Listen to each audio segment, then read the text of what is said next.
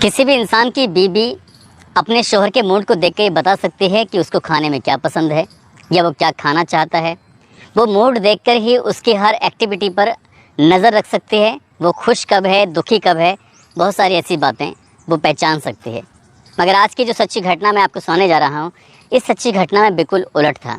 एक महिला की ज़िंदगी में हर पल एक नया व्यक्ति आता था, और जो नया व्यक्ति आता था तो उसे अलग अलग तरीके से ट्रीट कर रहा था।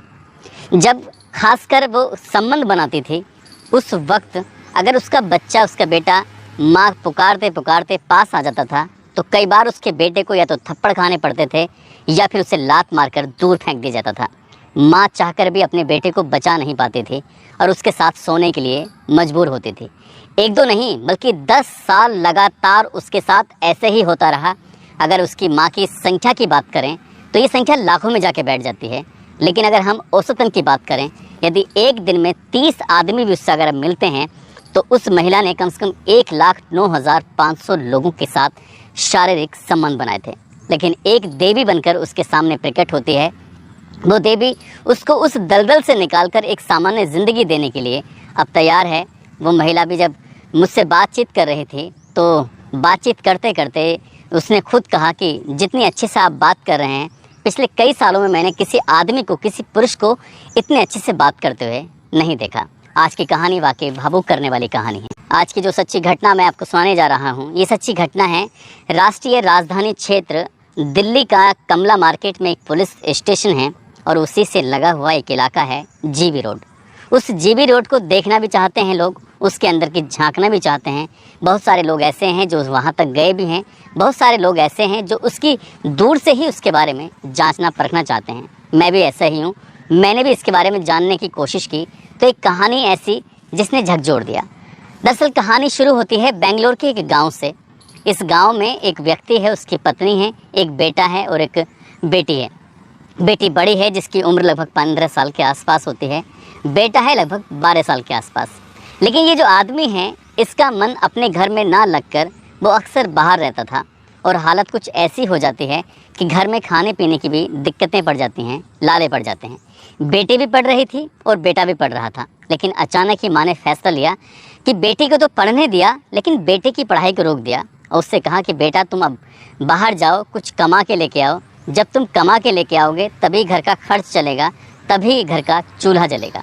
जब लगातार कई दिन तक वो विद्यालय नहीं जा रहा था तो उसकी बहन ने पूछा कि माँ एक बात बताओ, भैया स्कूल क्यों नहीं जा रहा है? वो कहती है कि पापा तुम्हारे कुछ देते नहीं हैं, खाने को कुछ है नहीं, तो इसलिए भैया ही काम करेगा तो बात बनेगी, नहीं तो बात नहीं बनेगी।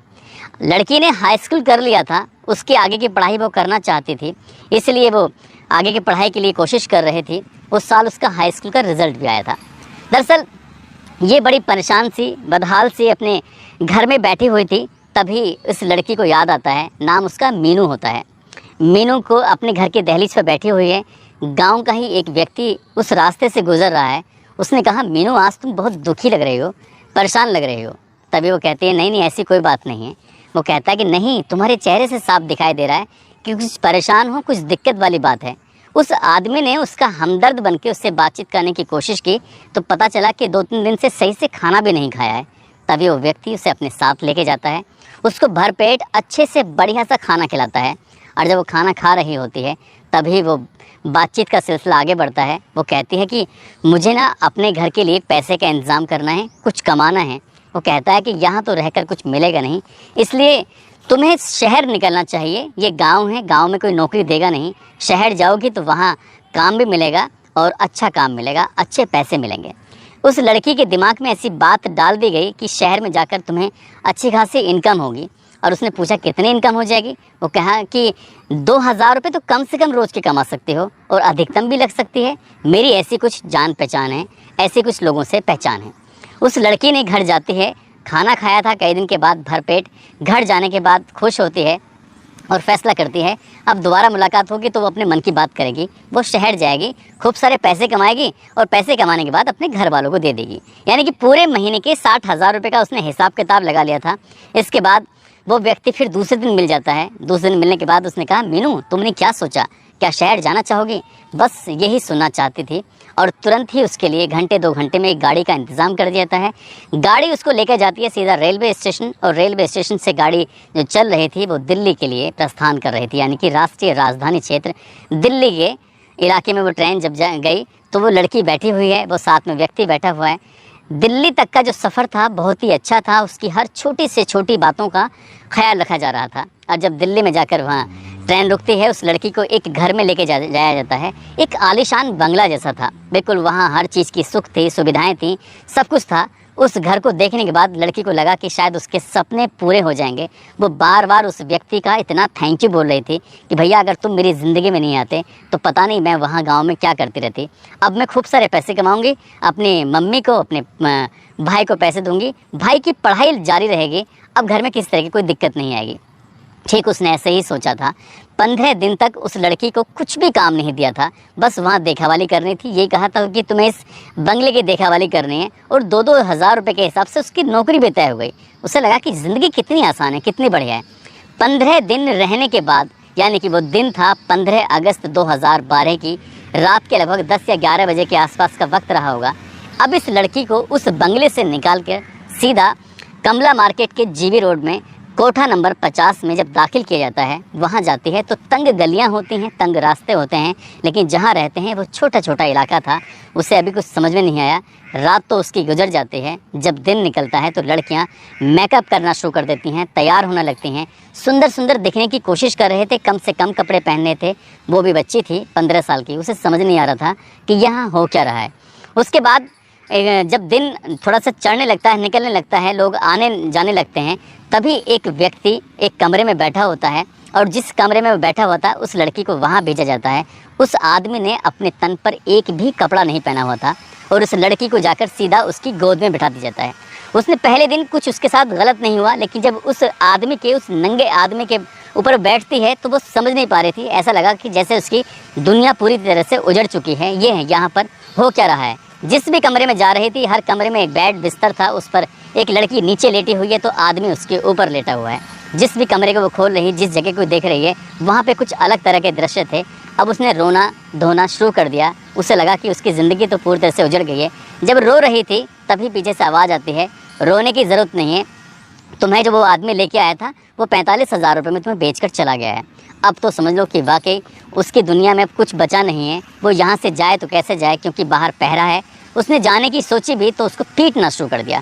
पहले ही दिन, अब तक 15 दिन बहुत अच्छे से कटे थे, ज़िंदगी के सबसे खूबसूरत वो दिन थे, लेकिन अब जो दिन आने वाले हैं वो बहुत ही भयानक दिन थे। पूरी रात उसको पीटा जाता है, पूरे दिन उसको पीटा जाता है। अब अगला दिन निकलता है, यानी कि 16 या 17 अगस्त के आसपास की ये बात होती है, और पहले ही दिन से उसके फिर लोगों ने कुछ उसे खाने में ऐसी चीज़ दी जिससे उसे हल्का सा नशा हुआ, और उम्मीद उसने बताया था, अंदाज़ा लगाया था, लगभग 40 लोगों ने उसके साथ शारीरिक संबंध बनाए थे। पहले ही दिन जब उसके साथ ऐसा होता है तो लड़की को बुखार आ जाता है, भूख से तड़प रही थी, ना तो उसे खाना दिया जाता है और ना ही उसे दवाई दी जाती है। अब ये इसकी ज़िंदगी का एक हिस्सा बन चुका था। यदि वो अपनी मर्ज़ी से खाना मांगती है या अपनी मर्ज़ी से सांस लेने की कोशिश भी कर रही थी तो पिटाई तो उसकी हर बार होती ही होती थी। लेकिन जब उसकी पिटाई के साथ साथ उसे लगता था कि यहाँ रहेगी तो सुरक्षित रहेगी, अब लोगों के आने जाने का सिलसिला शुरू हो जाता है। पहले दिन संख्या 40 की होती है, लेकिन अगले दिन की संख्या 100 हो जाती है, 120 हो जाती है, 130। अब ये 120, 130, 120, 130 का एक आंकड़ा था जो लगातार चलने लगता है। उसको कुछ खाने में ऐसी चीज़ दी जाती थी जिससे उसे हल्का सा नशा होता था। उसे ये तो पता होता था कि सामने कोई है, कुछ कर रहा है, लेकिन वो वैसे उसे वाकई होश नहीं होता था। एक औरत एक आदमी को सेटिस्फेक्शन करने के लिए कितनी मुश्किलों का सामना करती है, आप सहज ही अंदाज़ा लगा सकते हैं कि एक औरत 120-130 लोगों के साथ शारीरिक संबंध बनाए, उसकी क्या हालत हो सकती है। इस चीज़ को शायद महिलाएं बहुत अच्छे से समझ सकती हैं, लेकिन उसकी ज़िंदगी में दिक्कतें परेशानी कम नहीं हो रही थी। धीरे धीरे करके 1.5 साल कब गुजर जाता है उसको पता ही नहीं चलता, और उसने उस में अपनी आदत बना ली थी। हर किसी के साथ उठना बैठना, घुलना मिलना, सब कुछ वैसे ही जैसा वो चाहते थे। उसने अपनी मर्ज़ी को अब थोपना बंद कर दिया था। उसे लगा कि शायद यहीं रहना है। एक दिन ऐसा मौका मिलता है कि उसे भागने का अवसर मिल जाता है और वो यहाँ से भाग जाती है। लेकिन अफसोस की बात यह थी, ना तो उसके पास पैसे थे और ना ही वो कपड़े लेके यहाँ से गई थी। अब यहाँ से चली तो जाती है, 1 दिन 2 दिन 4 दिन, इस तरह से 10 दिन लगातार वो रहती है। ना तो उसे कोई नौकरी मिलती है, ना ही कोई उसे अपनाने की कोशिश करता, ना ही कोई उसकी मदद करने की कोशिश करता। 10वें दिन इतना भूखे पेट रहने के बाद वापस उसने जीवी रोड के लिए एक रिक्शा पकड़ा, ऑटो पकड़ा और सीधा पहुंच जाती है जीवी रोड के कोठा नंबर 50 में।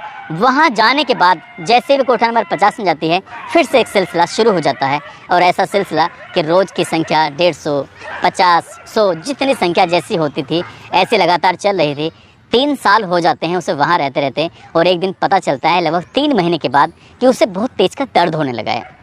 इतने तेज़ का दर्द, असहनीय दर्द। और जब उसका दिखाया जाता है, एक डॉक्टर को बुलाया जाता है, तो पता चलता है कि वो 3 महीने की प्रेग्नेंट हो चुकी है। बस ये बात कोठे वालों को अच्छी नहीं लगी, इस बात पर भी उसकी पिटाई होती है। लेकिन वो चाहती थी कि जो भी बच्चा है इसको रखेगी, लेकिन इसके बाप का नाम बाप कौन है, कौन उसके साथ ये सब करके गया है, कैसे पता करेगी? क्योंकि हर दिन कोई ना कोई नया ग्राहक जो होता था। वो बच्चा जब अपना वक्त पूरा होता है तो पैदा हो जाता है, लेकिन वो पैदा जो होता है, लेकिन उसका शारीरिक रूप से पूरी तरह से सक्षम नहीं था, अक्षम था। बुद्धि का उसका विकास हुआ नहीं था। बच्चा धीरे धीरे जैसे बड़ा हो रहा था, उसे अलग अलग रखते थे तो वहाँ उसकी पिटाई होती थी। माँ के साथ अगर रहता था, कोई बाहर का कोई व्यक्ति उसके साथ शारीरिक संबंध बनाता था और वो रोता हुआ अपनी माँ के पास आने की कोशिश करता था, तो ग्राहक उसको एक थप्पड़ मारता था या लात मारकर दूर गिरा दिया करता था। इस तरह से उस बच्चे को रोज़ डेली के डेली सफ़र करना पड़ता था। ग्राहक को नहीं पता होता था, क्योंकि वो बच्चा थोड़ा मंद बुद्धि है, चीज़ों को समझ नहीं पाता। वक्त धीरे धीरे कर ऐसे ही आगे बढ़ रहा था। उस महिला की ज़िंदगी लगातार दूभर होती चली जा रही थी। लगभग 3.5 या 3 साल के बाद उसने एक बार अपनी कोठा मालकिन, जो कि साउथ की रहने वाली थी, जो उसकी भाषा, उसकी लैंग्वेज जानती थी, इसको सिर्फ तमिल और कन्नड़ भाषा आती थी, हिंदी आती ही नहीं थी। जो ग्राहक बोलते थे, धीरे धीरे करके उसने हिंदी भी बोलना सीख लिया था। लेकिन उस जो साउथ की महिला थी, वो भी उसकी मदद नहीं कर रही थी। एक दिन हाथ पैर जोड़कर उसने कहा कि मुझे मेरे घर जाना है, कुछ पैसों की ज़रूरत है, मुझे कुछ पैसे दे दो, मैं देख तो लूँ कि मेरी माँ ज़िंदा है या मेरा बाप ज़िंदा है, मेरा भाई कैसा है कैसा नहीं है, मुझे उन्हें एक बार देखना है। उस कोठे मालकिन को विश्वास हो चुका था कि ये जाकर वापस लौट कर आ जाएगी, क्योंकि जब वो गई थी पहली बार, जब 10 दिन के बाद वापस लौट कर आई थी, तो उसे लगा कि शायद वापस लौट कर आ जाएगी। वो गांव वापस जाती है। गांव वापस जाने के बाद अपने घर की स्थिति देखती है।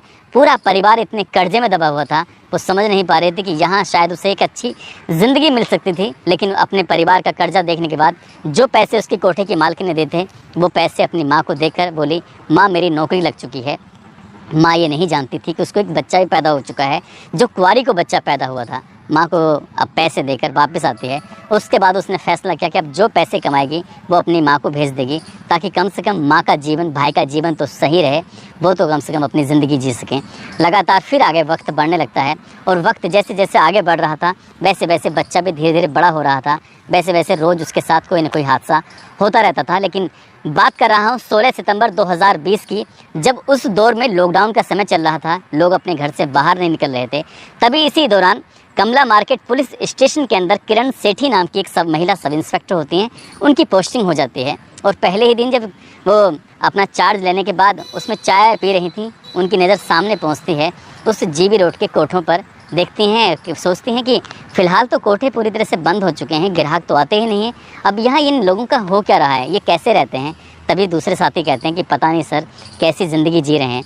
वो महिला अब यहाँ से अपनी टेबल से अपने स्टाफ से मिलकर सीधा उन कोठे पे जाती है, और कोठे पे पहुँचती है कोठा नंबर 50 पर। वहाँ जाकर अलग अलग महिलाओं से बातचीत करती है, और बातचीत करते करते उसकी मुलाकात मीनू से होती है। मीनू की कहानी सुनने के बाद इस लेडी इंस्पेक्टर की आंखों में आंसू हो जाते हैं। वो बहुत ज़्यादा रोती हैं, बिलखती हैं, वो क्या करें समझ नहीं आ रही थी।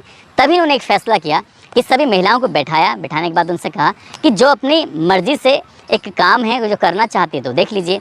वो कौशल विकास कार्यक्रम जो होते हैं, जिसमें हुनर सिखाए जाते हैं, किसी को पेंटिंग का हुनर सिखाया जाता है, तो किसी को हाथों पर मेहंदी लगाने का, किसी को सिलाई कढ़ाई का, इस तरह के जो हुनर सिखा रही है गवर्नमेंट। उन्होंने किसी एनजीओ से संपर्क करने के बाद उस लॉकडाउन के समय में इन्हें कुछ हुनर सिखाना शुरू कर दिया। जैसे जैसे लॉकडाउन के दिन छटने के बाद फिर एक मौका आता है। वो कहती हैं कि मीनू, क्या तुम यहाँ से बाहर निकलना चाहोगी? जब किरण सेठी ने ये बात कही तो उसकी दुनिया में जैसे उजाला ही उजाला हो चुका था। उन्होंने कहा, मैडम मैं बाहर निकलने के बाद करूँगी क्या, अपने घर वालों की कैसे मदद करूँगी? उन्होंने कहा कि मेरी जिम्मेदारी है, मैं तुम्हें नौकरी दिलाऊंगी और सम्मान के साथ तुम्हें ज़िंदगी जीने का अवसर देने मिलेगा। अगर तुम जीना चाहती हो तो चलो मेरे साथ। वो मीनू को अपने साथ लेके चली जाती हैं।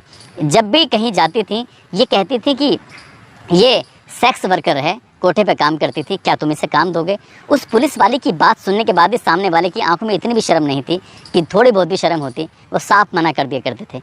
एक डर से दूसरे, दूसरे से तीसरे, तीसरे से चौथे, इस तरह से लगातार महिला सब इंस्पेक्टर्स को काम दिलाने के लिए ठोकरें खा रही थी। लेकिन लंबे अरसे के बाद आखिरकार काम तो मिल जाता है, लेकिन एक दिन फिर से उसके पेट में दर्द होने लगता है। वो महिला पता ही नहीं था कि उसके पेट में दर्द क्यों हो रहा है। तो पता चलता है कि वो पिछली बार 3 महीने में पता चला था, इस बार 6 महीने बीत जाते हैं कि वो 6 महीने की प्रेग्नेंट हो चुकी है।